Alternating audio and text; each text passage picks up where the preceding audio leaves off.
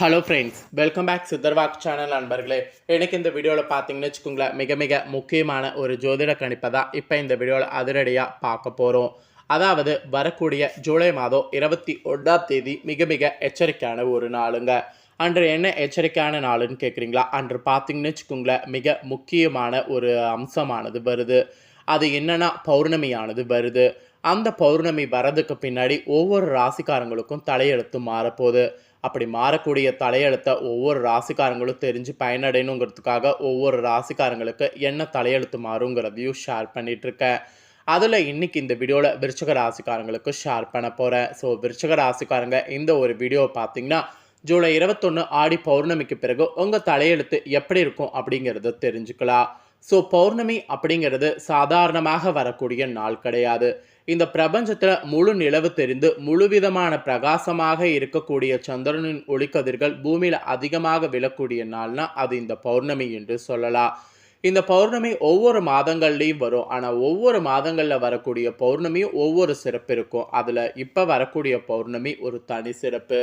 இருக்கக்கூடிய எல்லா பௌர்ணமிகள்லையுமே ரொம்ப முதன்மையான சக்தி வாய்ந்த ஒரு பௌர்ணமி என்று சொல்லலாம். பார்த்தீங்கன்னு வச்சுக்கோங்களேன், அதாவது ஏன் இந்த பௌர்ணமிக்கு இவ்வளோ சிறப்பு இருக்குது அப்படின்னு கேட்குறீங்களா? சந்திரனுடைய சக்தி அதிகமாக இருக்கக்கூடிய மாதம் ஆடி மாதம். அம்மன் சக்தி நிறைந்து இருக்கக்கூடிய இந்த மாதத்தில் முழு நிலவு பிரகாசமாக தெரியும் போது அப்போ அந்த சக்தி இன்னும் பல மடங்கு அதிகமாக இருக்கும். அதனால தான் இந்த ஆடி பௌர்ணமி மற்ற மாதங்களில் வரக்கூடிய பௌர்ணமி காட்டிலும் அதிக சக்தியுடையது என்று சொல்கிறேன். ஸோ இந்த ஆடி பௌர்ணமியில் ஒவ்வொரு ராசிக்காரங்களுக்குமே தலையெழுத்தும் மாறும். அதுலேயும் பர்டிகுலராக அதிர்ஷ்டமானது அரங்கேறும். அது உங்கள் ராசிக்காரங்களுக்கு இருக்கா இல்லையா என்பதை தான் இப்போ இந்த வீடியோவில் சொல்ல போகிறேன். ஸோ ஒவ்வொருவருமே நீங்கள் விருச்சிக ராசிக்காரங்க ஸ்கிப் பண்ணாமல் வீடியோ பாருங்கள். உங்கள் ராசிக்கு ஆடி பௌர்ணமியில் என்ன தலையெழுத்து மாறுங்கிறத தெரிஞ்சுக்குங்க. இந்த ஆடி பௌர்ணமி பற்றி தெரியாதவங்க முதல்ல ஆடி பௌர்ணமினா என்ன, ஆடி பௌர்ணமியுடைய சிறப்பு என்னங்கிறத ஷேர் பண்ணுறேன்.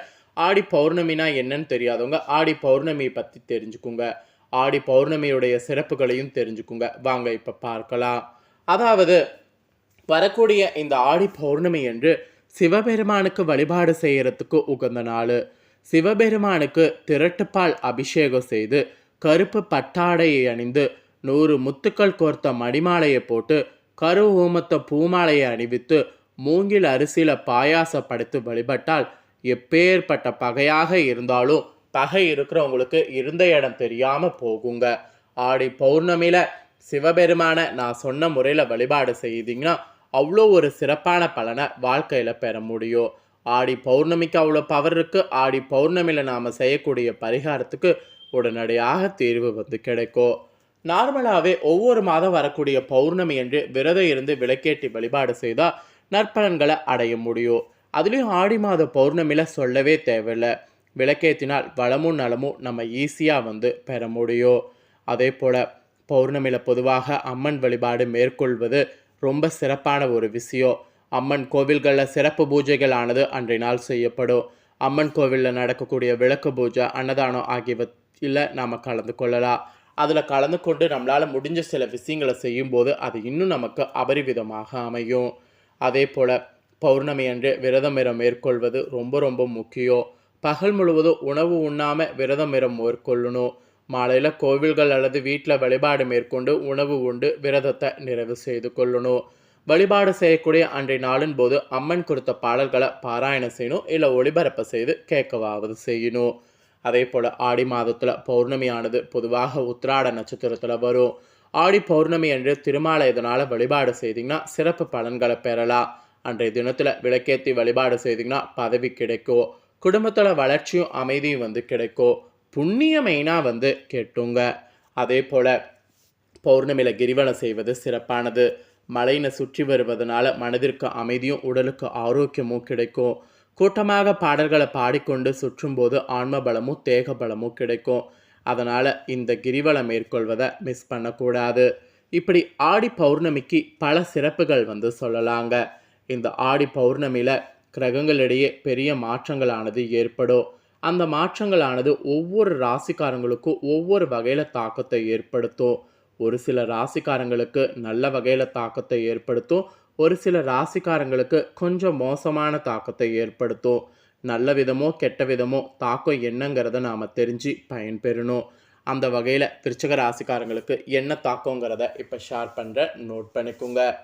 விருச்சிக ராசிக்காரங்க தொழில் வியாபாரம் தொடர்பாக காரியங்கள் இந்த ஆடி பௌர்ணமிக்கு பிறகு உங்களுக்கு சாதகமாக எல்லாமே நடந்து முடியும்.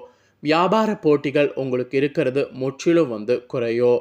பழைய பாக்கிகள் தொழில் வியாபாரத்தில் வசூல் பண்ண முயற்சி பண்ணிங்கன்னா அத்தனையுமே உங்களுக்கு வசூலாகும். தொழில் விரிவாக்கம் செய்கிறதாக இருந்தீங்கன்னா அதுக்கு தேவையான பண உதவிகள் ஆடி பௌர்ணமிக்கு பிறகு பேங்க்கில் லோன் மூலியமாக கேட்டிங்கன்னா கண்டிப்பாக பண உதவி கிடைக்கும். இப்படி பண உதவி கிடைக்கிறதுலேருந்து எல்லாமே தொழில் வியாபாரத்தில் பாசிட்டிவாக ஆடி பௌர்ணமிக்கு பிறகு நாட்கள் செல்லும். அப்புறம் உத்தியோக ரீதியாக பார்க்கும்போது உத்தியோகத்தில் மேல் அதிகாரிகளுடைய ஆதரவு உங்களுக்கு முழுசாக கிடைக்க பெறுவீங்க. பணி நிமித்தமாக வெளிநாடு செல்ல வேண்டியது வரும். அப்படி செல்ல வேண்டிய சூழ்நிலை வரும்போது ஆடி பௌர்ணமிக்கு பிறகு கண்டிப்பாக செல்லுங்க. அது உங்களுக்கு ஃப்யூச்சரில் ஒரு நல்ல டெவலப்மெண்ட்டை கொடுக்கும். அப்புறம் குடும்பத்தோடு நீங்கள் விருந்து கேளிக்கை நிகழ்ச்சிகளில் கலந்து கொள்ளக்கூடிய சூழ்நிலை உருவாகும். அந்த மாதிரி உருவாகும் போது அது ஒரு உத்வேகத்தை கொடுக்கும். குழந்தைகள் உற்சாகமாக காணப்படுவாங்க. கணவன் மனைவிக்கிடையே நெருக்கமானது அதிகரிக்கும்.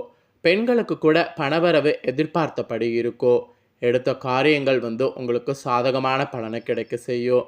அதனால் எடுத்த காரியங்கள் உங்களுக்கு நிறைய முயற்சி நீங்கள் செய்யுங்க. ஏன்னா எடுத்த காரியங்கள் சாதகமான பலன் கிடைக்கும்போது நீங்கள் நிறைய முயற்சிகள் செய்தீங்கன்னா உங்களுக்கு இன்னும் நிறைய காரியங்கள் சாதிக்க முடியல. அதுக்காக தான் சொல்கிறேன்.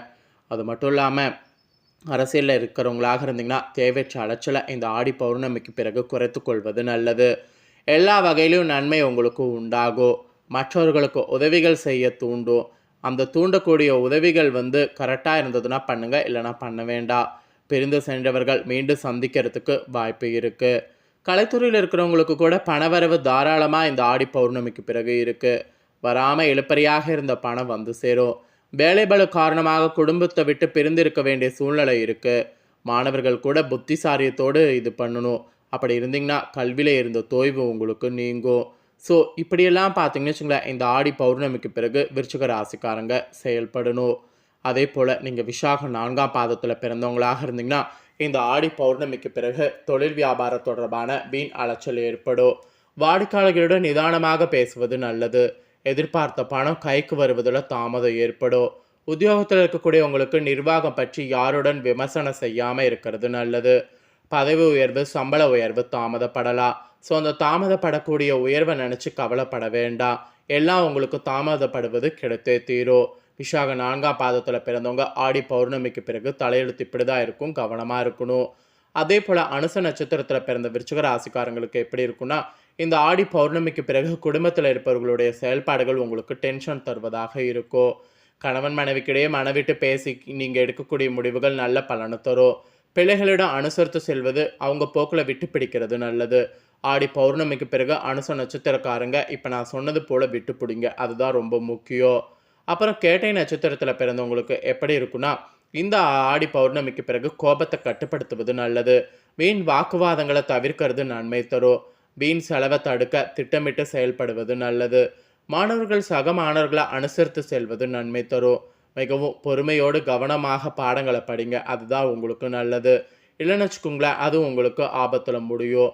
ஸோ கேட்டை நட்சத்திரத்தில் பிறந்தவங்க இதற்கேற்ப ஆடி பௌர்ணமிக்கு பிறகு செயல்படுங்க. இந்த ஆடி பௌர்ணமிக்கு பிறகு உங்கள் ராசிக்காரங்களுக்கு தலையெழுத்து இப்படி தான் இருக்கும். இந்த தலையெழுத்து தெரிஞ்சிருப்பீங்க, இதற்கேற்ப நடந்துக்குங்க. உங்களுக்கு பரிகாரம் என்ன சொல்லப்பட்டிருக்குன்னா திருமூற்றுக்கடையை பாராயணம் செய்து வந்தீங்கன்னா கந்தன் அருளால் கண்ட பிணி நீங்கும், குடும்ப கஷ்டம் தீரும். அதனால் இந்த ஒரு பரிகாரத்தை மட்டும் செய்திருவாருங்க, நல்லதே நடக்கும். ஸோ விருச்சிக ராசிக்காரங்களுக்கு இந்த ஆடி பௌர்ணமிக்கு பிறகு தலையெழுத்து எப்படி மாறும் அப்படிங்கிறத தெளிவாக உங்களுக்கு எக்ஸ்பிளைன் பண்ணிட்டேன். எக்ஸ்பிளைன் பண்ணதை தெரிஞ்சிருப்பீங்க. ஸோ தெரிஞ்சதுக்கேற்ப நடந்து பலனடைங்க. ஸோ இந்த வீடியோவை இப்போ நீங்கள் பார்த்து முடிச்ச உடனே இதை லைக் பண்ணி உங்கள் ஃப்ரெண்ட்ஸ் ஃபேமிலிக்கு ஷேர் பண்ணுங்கள். உங்கள் ஃப்ரெண்ட்ஸ் ஃபேமிலி இருக்கிறவங்களும் வீடியோ பார்க்கட்டும். அவங்களும் அவங்களோட ராசி விருச்சிக ராசியாக இருந்ததுன்னா கண்டிப்பாக இந்த வீடியோ பார்த்து பயனடையட்டும். மேலும் இதே போல் புதிய அப்டேட்டான நிறைய வீடியோ நம்ம சேனலில் போடப்படும். அதை எல்லாத்தையுமே உடனுக்குடனே தெரிந்து கொள்ள மறக்காமல் நம்ம சேனலை சப்ஸ்கிரைப் பண்ணுங்கள். கூட பெல் பண்ண ப்ரெஸ் பண்ணுங்கள். அதை நீங்கள் பண்ணிட்டீங்கன்னா இனி நான் போடுற மற்ற அப்டேட்டான எல்லா வீடியோஸும் உடனுக்குடனே தெரிந்து கொள்ளலாம். ஸோ மறக்காமல் சப்ஸ்கிரைப் பண்ணலன்னா சப்ஸ்கிரைப் பண்ணி பெல் பண்ண ப்ரெஸ் பண்ணுங்கள். இதே போல் சுவாரஸ்யமாக வேறொரு புதிய அப்டேட்டான தாள்களோடு மீண்டும் இன்னொரு புதிய வீடியோவில் உங்களை சந்திக்கிறேன். ஸோ மறக்காமல் சப்ஸ்கிரைப் பண்ணி பெல் பண்ண ப்ரெஸ் பண்ணுங்கள். நன்றி, வணக்கம்.